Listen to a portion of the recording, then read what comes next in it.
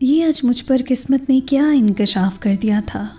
میرا شوہر جو میرے سامنے بول رہا تھا، مجھے اپنی سماعتوں پر یقین نہیں آ رہا تھا کہ جو میں سن رہی ہوں کیا وہ حقیقت میں سچ ہے۔ ایسے کیسے ہو سکتا تھا اور ایسا کیسے ہو گیا تھا، میری سمجھ سے باہر تھا۔ شادی کے اتنے سالوں بعد اتنا بڑا راز مجھ پر کھلا تھا، اور یہ راز ایک ایسا راز تھا جسے میں اپنے علاوہ کسی اور سے بھی بیان نہیں کر سکتی تھی۔ میں دکھ اور غصے کے ملے جلے تاثرات کے ساتھ بیٹھی ہوئی تھی۔ آج ہی میرے شوہر اور میری بھابھی نے مجھ پر کیسا انکشاف کر دیا تھا۔ ان کا تو شاید ارادہ ہی نہیں تھا مجھے کچھ بتانے کا، وہ تو غیر ارادی طور پر میں نے ان کی باتیں سن لی تھیں۔ شاید قدرت مجھے یہ سب سنانا چاہتی تھی۔ ابھی پچھلے مہینے ہی تو میرے بیٹے نے ضد کی تھی کہ وہ میری بھتیجی سے شادی کرنا چاہتا ہے جو کہ اس کی ہم عمر تھی۔ ہاں، میرا بیٹا شایان اور میری بھتیجی سونیا دونوں ایک ہی دن پیدا ہوئے تھے۔ یہی نہیں بلکہ میری اور میرے بھائی کی شادی بھی ایک ہی دن ہوئی تھی۔ میں رخصت ہو کر اپنے سسرال جا رہی تھی اور میری پیاری بھابھی رخصت ہو کر میرے میکے آ رہی تھیں۔ یہ ایک بہت ہی انوکھا اور خوبصورت احساس تھا۔ میں اپنے گھر کی ہونے جا رہی تھی اور مجھے افسوس بھی نہیں تھا کہ میرے پیچھے میرے والدین تنہا رہ جائیں گے، یعنی کہ ان کی ایک بیٹی جا رہی تھی تو دوسری بیٹی آ رہی تھی۔ سب گھر والے خوش تھے۔ ان سب کے بیچ اگر کوئی ناخوش نظر آیا تھا تو میرا شوہر تھا، اور دوسری طرف میری بھابھی تھیں۔ ہم چاروں یعنی کہ میں، میرا شوہر اور میری بھابھی اور میرا بھائی ایک ہی سٹیج پر بیٹھے ہوئے تھے۔ میں چور نظروں سے بار بار اپنے دلہے کی طرف دیکھ رہی تھی، لیکن میں نے محسوس کیا تھا کہ اس کی نظریں مجھ پر نہیں بلکہ میری ہونے والی بھابھی پر تھیں۔ اس بات نے مجھے اچھا خاصا پریشان کر دیا تھا، کیونکہ مسئلہ یہ تھا کہ میرا شوہر اور میری بھابھی دونوں آپس میں کزنز تھے۔ ایک قسم سے یہ ایک وٹے سٹے جیسا معاملہ ہو گیا تھا۔ ان کے خاندان سے ہمارے ہاں لڑکیاں رہی تھیں اور ہمارے خاندان سے ان کے گھر لڑکی جا رہی تھی، یعنی کہ میں۔ لیکن میرے شوہر میری بھابھی کو کیوں دیکھ رہے تھے، اس سلسلے میں یہ بات میری سمجھ میں نہیں آ رہی تھی۔ جب ہماری شادی کو کافی دن گزر گئے تو تجسس کے مارے میں نے اپنے شوہر سے سوال کر ہی ڈالا کہ وہ ہماری شادی کے دن مجھے دیکھنے کی وجہ میری بھابھی کو کیوں دیکھ رہے تھے۔ میری بات سن کر میرے شوہر عظیم کو بہت ہنسی آ گئی اور وہ کافی دیر تک ہنستے رہے۔ مجھ سے کہا کہ تم بیویاں کتنی شکی مزاج ہوتی ہو، شادی کے ہنگاموں میں بھی تمہاری نظر مجھ پر تھی کہ میں کس کو دیکھ رہا ہوں اور کس کو نہیں دیکھ رہا۔ انہوں نے ایسے کہتے ہوئے میری بات کو مذاق میں ڈال دیا، لیکن پھر بھی مجھے میری بات کا جواب نہیں ملا تھا۔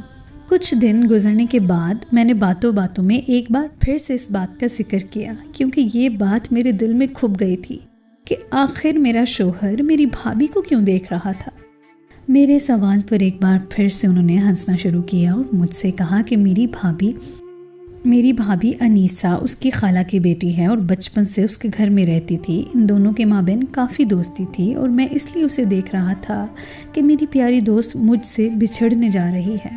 میرے شوہر نے یہ بات مجھے بتائی تو میرے دل کو تھوڑی تسلی ہوئی کہ ہاں ٹھیک ہے، دونوں بچپن سے ساتھ تھے، ہو سکتا ہے کہ ان دونوں کے مابین بہت دوستی ہو، اسی لیے وہ میری بھابھی انیسہ کو اتنا دیکھ رہے تھے۔ لیکن میرا یہ خیال تب غلط ثابت ہوا جب میں اپنے میکے گئی اور بھابھی سے کہا کہ بھابھی میں تو اپنے میکے آ گئی ہوں، تم بھی اپنے میکے چلے جاؤ۔ یہ بات میں نے ہنستے ہوئے مذاق میں کہی، لیکن میں نے دیکھا کہ میری بھابھی کے چہرے کا رنگ ایک دم فک ہو گیا تھا اور بھابھی نے غصے سے کہا کہ میں اس گھر میں کبھی واپس نہیں جاؤں گی۔ بھابھی کی بات سن کر میں حیران ہو گئی۔ بھلا کوئی لڑکی اپنے میکے کیوں نہیں جانا چاہے گی؟ حالانکہ اس کے ماں باپ نہیں تھے، لیکن اس کی خالہ یعنی کہ میری ساس نے اسے بیٹی کی طرح پالا تھا۔ تو کیا اس کا دل نہیں کر رہا تھا کہ اپنی خالہ کے پاس جانے کا اور میرے شوہر یعنی کہ اپنے دوست سے ملنے کا؟ جیسا کہ میرے شوہر نے بتایا تھا کہ میری بھابھی اور ان کے مابین بچپن کی دوستی تھی اور اس دوستی پر مجھے کسی قسم کا کوئی اعتراض نہیں تھا۔ جو بچے بچپن میں گھروں میں ساتھ پلے بڑھے ہوتے ہیں ان کے مابین اکثر ہی ایسی دوستی ہو جاتی ہے۔ لیکن دوسری بار مجھے تب حیرت ہوئی جب میرے شوہر عظیم مجھے واپس لینے کے لیے آئے اور انہیں دیکھ کر میری بھابھی انیسہ غصے سے کمرے میں بند ہو گئیں۔ اس دن مجھے لگا کہ دال میں کچھ کالا ہے، لیکن پھر جلدی میں بھی حاملہ ہو گئی اور ساتھ ہی میری بھابھی بھی حاملہ ہو گئی، اور میں اپنی زندگی میں اس قدر مگن ہو گئی کہ ان چیزوں کی طرف میرا دھیان ہی نہیں گیا۔ میرا اب سارا دھیان اپنے پیٹ میں پلنے والے بچے کی طرف تھا۔ میں نے ایک بات اس عرصے میں نوٹ کی تھی کہ میری بھابھی انیسہ اپنے میکے بہت کماتی ہے اور آ کر تھوڑی دیر میں ہی واپس چلی جاتی ہے، وہ بھی میری ساس کے بے حد اصرار پر کبھی کبھار آ جایا کرتی تھی۔ رات کو کبھی رہنے کے لیے نہیں آئی تھی، اور جتنی دیر وہ گھر میں ہوتی تھیں میرے شوہر عظیم سے دور ہی رہتی تھیں۔ ایک دن میں نے عظیم سے پوچھا کہ آپ تو کہہ رہے تھے کہ آپ کے اور بھابھی کے بیچ بہت زیادہ گہری دوستی ہے اور وہ بھی بچپن کی، لیکن میں نے نوٹ کیا ہے کہ وہ تو آپ سے بات بھی نہیں کرتی۔ میری بات سن کر عظیم پھر سے ہنسنے لگے اور کہا کہ ہاں، وہ مجھ سے ناراض ہے۔ میں نے حیرت سے اپنے شوہر کو دیکھا اور پوچھا کہ بھابھی آپ سے کیوں ناراض ہیں؟ عظیم نے کہا کہ تمہاری چھوٹی سی عقل میں یہ باتیں نہیں آئیں گی، اس لیے تم ان باتوں پر غور و فکر نہ کیا کرو، بلکہ ہمارے آنے والے بچے کا سوچو۔ انہوں نے کہا تو میں نے ایسا ہی کیا۔ میں نے اپنا سارا دھیان ایک بار پھر سے اپنے بچے کی طرف کر لیا۔ پھر میرا بیٹا شایان اور میری بھتیجی سونیا دونوں ایک ساتھ ہی اس دنیا میں آ گئے۔ یہ کیسا اتفاق تھا کہ میرے اور میرے بھائی کی شادی ایک ہی دن ہوئی تھی، اور پھر ہمارے ہاں بچے بھی ایک ہی دن پیدا ہوئے تھے۔ لیکن میں نے محسوس کیا کہ میری بھابھی بہت اداس تھی، شاید یہ سوچ کر اداس تھی کہ میرے ہاں بیٹا ہوا ہے اور اس کے ہاں بیٹی۔ میں نے بھابھی سے کہا کہ دل چھوٹا نہ کریں، بیٹی بھی اللہ کی رحمت ہوتی ہے، لیکن انہوں نے میری بات سن کر منہ پھیر لیا۔ تو مجھے احساس ہوا کہ شاید انہیں بیٹے کی شدید خواہش تھی اور وہ بیٹی کو ہاتھ لگانے کی بھی روادار نہیں تھی۔ خیر، وقت گزرتا گیا اور ہمارے بچے بڑے ہوتے چلے گئے۔ شایان اور سونیا کے مابین بہت دوستی ہو گئی تھی، کیونکہ میں جب بھی میکے جاتی تھی تو شایان کو لے کر جاتی تھی، وہاں پر سونیا ہوتی تھی اور دونوں کی دوستی عروج پر تھی۔ مجھے پتہ بھی نہیں چلا اور دونوں کی دوستی محبت میں تبدیل ہو گئی، بلکہ لڑکپن کی محبت میں۔ دونوں کی عمر اس وقت 15 سال تھی۔ اتنی چھوٹی سی عمر میں میرا بیٹا آ کر مجھ سے کہتا تھا کہ سونیا سے شادی کرنا چاہتا ہے۔ اپنے بیٹے کی یہ بات سن کر میں کافی دیر تک ہنستی رہی کہ اس کی عمر کیا تھی اور وہ باتیں کیسی کر رہا تھا، ابھی تو اس کی پڑھائی کی عمر تھی۔ اس نے میری ہنسی کو دیکھا تو کہا کہ میں کون سا اپنی شادی کی بات کر رہا ہوں، میں تو کہہ رہا ہوں کہ ہماری منگنی کر دیں، کہیں ایسا نہ ہو کہ ماموں اپنی بیٹی کی کسی اور جگہ منگنی کر دیں۔ اپنے 15 سالہ بیٹے کی اس بات میں مجھے حکمت نظر آئی۔ وہ صحیح کہہ رہا تھا۔ اگر سونیا سے اسے بچپن کی محبت ہو گئی تھی تو اس میں غلط کچھ بھی نہیں تھا، اور مجھے کسی قسم کا کوئی بھی اعتراض نہیں تھا۔ میں نے خوشی خوشی جا کر اپنے شوہر کو یہ بات بتائی تو وہ غصے میں آ گئے اور کہا کہ ایسا کبھی نہیں ہو سکتا۔ میں نے کہا کیوں نہیں ہو سکتا؟ آپ نے ہمیشہ سونیا کو بہت پیار دیا ہے، حالانکہ وہ میری بھتیجی ہے، لیکن مجھ سے زیادہ پیار آپ نے اسے دیا ہے۔ میں نے ہمیشہ عظیم کو دیکھا تھا کہ وہ جب بھی میرے میکے جاتے تھے اور جب بھی انہیں سونیا نظر آتی تھی تو وہ بہت پیار کرتے تھے۔ عظیم بچپن سے اپنی محبتیں سونیا پر نچھاور کرتے آ رہے تھے، تو آج ایسا کیا ہو گیا تھا؟ خیر، میں نے سوچا کہ جلد بازی کرنے کی ضرورت نہیں ہے، ابھی دونوں بچے ہیں۔ لیکن اگلے ہی دن مجھے یہ بات معلوم ہوئی کہ سونیا کا ایک بہت اچھے گھر سے رشتہ بھی آ گیا ہے اور میرے بھائی نے اس کی بات پکی کر دی ہے۔ یہ بات سن کر تو میرے بیٹے کی حالت خراب ہو گئی تھی اور وہ روتے ہوئے مجھ سے کہنے لگا کہ وہ سونیا کے بغیر نہیں رہ سکتا، مر جائے گا اس کے بغیر، میں کچھ کروں۔ شایان میرا اکلوتا بیٹا تھا، اس کی خوشی کی خاطر میں بھاگتی ہوئی اپنے میکے گئی اور اپنے بھائی سے کہا کہ یہ آپ نے کیا کر دیا؟ میرا بیٹا شایان سونیا کو پسند کرتا ہے، آپ کو اتنی جلدی کیا تھی؟ سونیا کی منگنی کرنے کی اتنی بھی کیا جلدی تھی؟ ابھی تو وہ بچی ہے۔ بھائی نے کہا کہ رشتہ اچھا تھا اور وہ جلدی شادی کرنے کے قائل ہیں، ابھی سونیا 15 سال کی ہے، جب وہ 18 سال کی ہوگی تب وہ اس کی شادی کریں گے، ابھی تو صرف منگنی ہوئی ہے۔ میری بات سن کر میری بھابھی انیسہ غصے میں آ گئی اور اس نے کہا کہ کبھی ایسا مت سوچنا کہ میں اپنی بیٹی کی شادی تمہارے بیٹے سے کروں گی۔ یہ زندگی میں پہلی بار تھا کہ میری بھابھی نے مجھ سے اس طرح سے سختی سے بات کی، ورنہ وہ مجھ سے زیادہ بات ہی نہیں کرتی تھی۔ اس کا مزاج ہی الگ تھا، اور نند بھابھی ہونے کی وجہ سے مجھے ان سے تھوڑی سی بیزاری بھی ہو گئی تھی، ان کی ایسی طبیعت کی وجہ سے۔ بھابھی کی بات سن کر مجھے تھوڑا غصہ سا آ گیا تھا اور میں پیر پٹکتی ہوئی گھر واپس آ گئی تھی اور سارا معاملہ اپنے بیٹے کے گوش گزار کیا۔ میں جب اپنے بیٹے سے یہ بات کر رہی تھی تو میرے شوہر بھی آ گئے تھے۔ انہوں نے سن لیا اور ایک بار پھر سے مجھ سے کہا کہ تم کیوں وہاں گئی تھی؟ میں ایسا ہونے نہیں دوں گا۔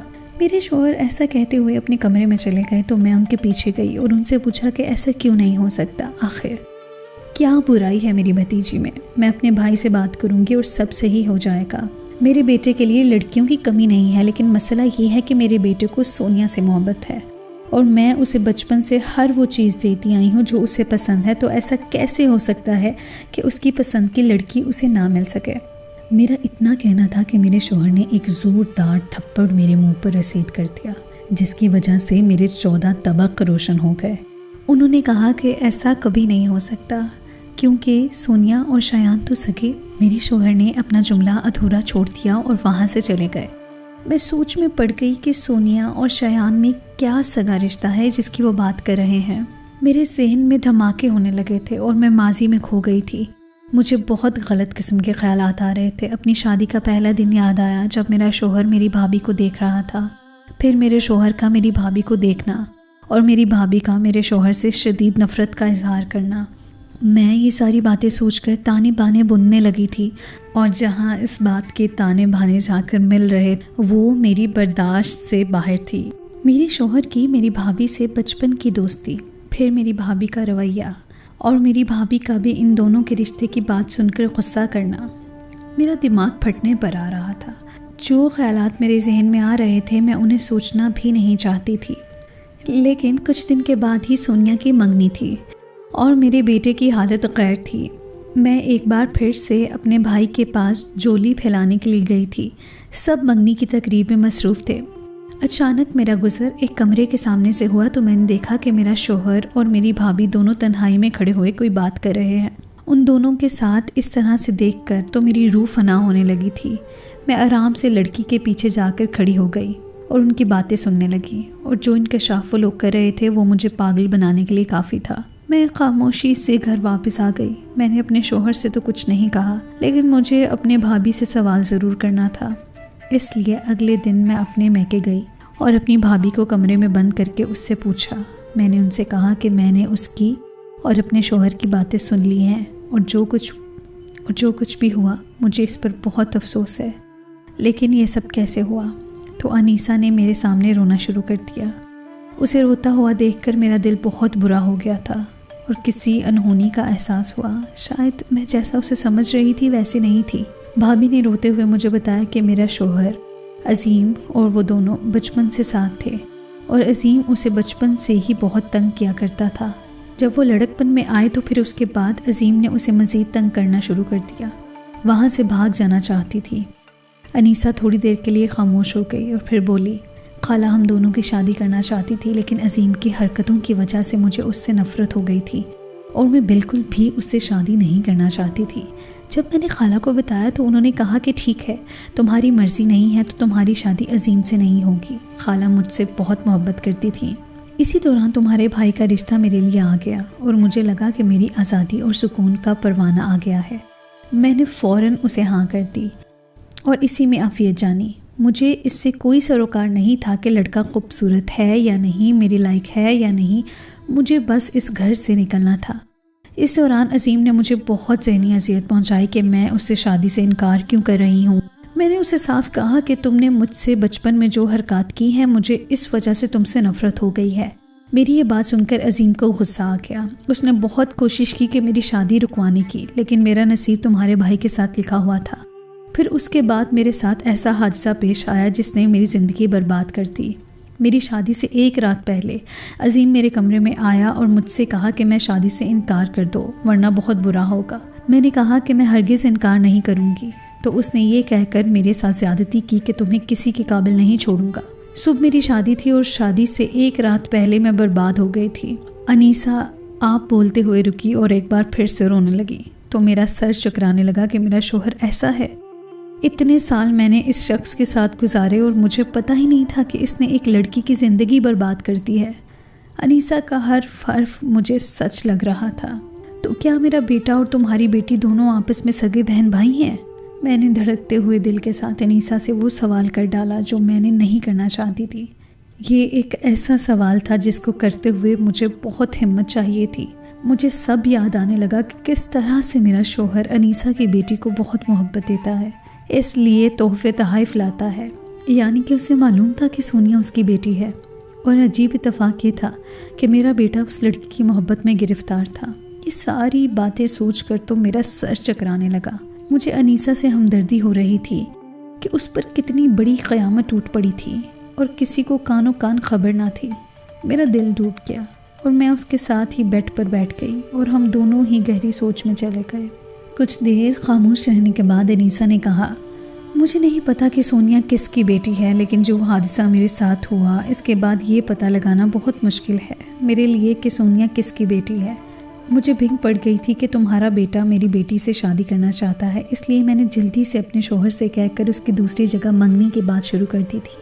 میں تمہیں اپنی بات سمجھا نہیں پا رہی تھی۔ تمہیں کیا، میں تو کسی کو بھی نہیں بتا سکتی تھی کہ میرے ساتھ کیا ہوا۔ انیسہ نے یہ سب روتے ہوئے کہا۔ مجھے اپنی بھابھی کا دکھ ہو رہا تھا تو ایک طرف اتنی بڑی اذیت سے وہ گزری اور دوسرا اپنے شوہر کے کردار کا دکھ ہو رہا تھا۔ میں گھر واپس آ گئی اور سوچتی رہی، میرا بیٹا تو بالکل اس لڑکی کی محبت میں پاگل ہو گیا تھا، اور کتنی عجیب بات تھی کہ وہ دونوں آپس میں سگے۔ نہیں، میں اس سے زیادہ سوچنا نہیں چاہتی تھی۔ اچانک ہی میرے ذہن میں ایک ترکیب آئی اور میں نے انیسہ کو فون کیا۔ میں نے اپنی ساری ترکیب انیسہ کو بتائی تو ایسا لگ رہا تھا کہ اسے بھی سکون آ گیا ہے۔ ہم دونوں نے جو پلاننگ کی تھی اس پر عمل درآمد کرنے کے لیے کسی بہانے سے سونیا اور عظیم دونوں کے خون کا سیمپل لیا اور ڈاکٹر کے پاس جا کر DNA ٹیسٹ لے لیا۔ میں نے ان سے کہا کہ DNA ٹیسٹ میں دودھ کا دودھ اور پانی کا پانی ہو جائے گا، ہم سب کی پریشانی ختم ہو جائے گی۔ ٹیسٹ آنے میں ابھی 3 دن باقی تھے۔ 3 دن میں نے اور انیسہ نے کس قرب میں گزارے یہ ایک تو خدا جانتا ہے، دوسرا ہم دونوں جانتے ہیں۔ اس دوران ہم دونوں ہی دعائیں کرتی رہیں کہ سونیا عظیم کی بیٹی نہ ہو تو ہم سب کی مشکل آسان ہو جائے گی۔ خدا کر کے وہ دن بھی آ گیا اور ہم دونوں ایک لیبارٹری پہنچ گئے۔ وہاں سے ٹیسٹ لے کر ڈاکٹر کے پاس گئے۔ ایک وقت تھا جو گزرنے کا نام ہی نہیں لے رہا تھا، ہم دونوں پر پل پل بھاری تھا۔ ڈاکٹر کے پاس پہنچ کر ہمیں یہ خوشخبری ملی کہ وہ دونوں سگے بہن بھائی نہیں ہیں اور سونیا میرے بھائی کی بیٹی ہے۔ جیسے یہ خبر ڈاکٹر نے سنائی تو ہم دونوں کی جان میں جان آ گئی۔ ایسا لگ رہا تھا کہ پہاڑ جیسا کوئی بوجھ ہمارے سر اور دلوں سے اتر گیا ہے۔ یہ سن کر تو انیسہ ایک بار پھر سے پھوٹ پھوٹ کر رونے لگی۔ اس نے اتنے سال اس اذیت میں گزارے یہی سوچتے ہوئے، اور اس کا جواب مل گیا تھا۔ میں نے اس سے کہا کہ انسان کی زندگی آزمائش سے خالی نہیں ہے، یہ اس کی آزمائش تھی اور اللہ پاک اس بات کا بہت بڑا اجر دے گا۔ لیکن مجھے عظیم کا سوچ کر بہت دکھ ہو رہا تھا۔ پھر سوچا زندگی تو گزر گئی ہے، انیسہ کی زندگی برباد ہوئی، لیکن خدا نے اسے میرے بھائی جیسا شوہر دیا اور اللہ نے اس کا پردہ رکھ دیا، اور میری دعا ہے کہ ہمیشہ خدا اس کا پردہ رکھے۔ میں نے ان سے کہا کہ اب سونیا کا رشتہ شایان سے کرنے میں کوئی حرج تو نہیں ہے، لیکن میں اپنے شوہر کے منہ سے یہ بات سننا چاہتی ہوں، یعنی کہ اس کے گناہ کا اعتراف۔ میں نے عظیم سے کہا کہ میں نے اور انیسہ نے سونیا اور شایان کا رشتہ طے کر دیا ہے، تو غصے میں آ گیا اور کہا کہ ایسا نہیں ہو سکتا کیونکہ وہ دونوں سگے۔ یہاں تک کہتے ہوئے عظیم چپ ہو گئے تو میں نے ان کی آنکھوں میں دیکھا اور بولا کہ ہاں آگے بولیں، کیا کہنا چاہتے ہیں آپ؟ کہ وہ دونوں سگے بہن بھائی ہیں؟ یعنی کیا کہنا چاہتے ہیں آپ؟ یہی کہنا چاہتے ہیں نا آپ؟ میری بات سن کر انہوں نے حیرت سے میری طرف دیکھا۔ میں نے ان سے کہا کہ مجھے سب پتہ چل گیا ہے آپ نے جو انیسہ کے ساتھ کیا، لیکن شکر ہے خدا کا جیسے ہم سوچ رہے تھے ویسا نہیں ہے۔ میں نے اور انیسہ نے سونیا کا DNA ٹیسٹ کروایا ہے، اور خدا کا شکر ہے کہ سونیا میرے بھائی کی بیٹی ہے، ورنہ آپ نے تو کوئی کسر نہیں چھوڑی تھی۔ ہم سب کی زندگیاں برباد کرنے میں میری نظروں میں ہمیشہ کے لیے گر گئے ہیں آپ۔ اپنے بیٹے کی شادی کرنے کے بعد میں ہمیشہ کے لیے آپ کو چھوڑ کر اس گھر سے چلی جاؤں گی، اور میں ایک ایسے انسان کے ساتھ نہیں رہ سکتی جس نے ایک لڑکی کے ساتھ اتنا برا کیا ہو۔ میں نے کہا اور اپنی بات ختم کر دی۔ وہ حیرت سے میری طرف دیکھتے رہے۔ اس کے بعد میں نے اس سے بات چیت بند کر دی۔ میرا دل بہت برا ہو گیا تھا۔ میں نے جانے کا کہہ تو دیا تھا، لیکن یہ ممکن نہیں تھا۔ اس عمر میں واپس جاتی تو لوگ 1000 باتیں کرتے۔ جہاں تک زندگی کے 16 سال اس شخص کے ساتھ گزار دیے تھے، خاموشی سے اب تھوڑی سی زندگی بچی تھی، وہ بھی گزار ہی دینی تھی میں نے۔ لیکن میں سوچتی ہوں کہ بن ماں باپ کی بچیوں کے ساتھ دنیا کیا سلوک کرتی ہے۔ انیسہ جیسی لڑکیوں کو اپنے ہی گھر میں ہراساں کیا جاتا ہے، اور وہ ساری عمر اس اذیت میں گزار دیتی ہیں اور ان کی زندگیاں اجیرن ہو کر رہ جاتی ہیں۔ میری یہ دعا ہے کہ خدا ہر بیٹی کے سر پر اس کے والدین کا سایہ سلامت رکھیں، کیونکہ والدین ہی ایک بیٹی کی حفاظت کر سکتے ہیں۔ ایک لڑکی صرف اپنے ماں باپ کے گھر میں ہی محفوظ رہ سکتی ہے۔ انیسہ کی خالہ نے اس سے ماں کا پیار دینے میں کوئی کسر نہیں چھوڑی تھی، لیکن وہ غافل رہی ہمیشہ کہ انیسہ پر کیسی قیامت گزری تھی۔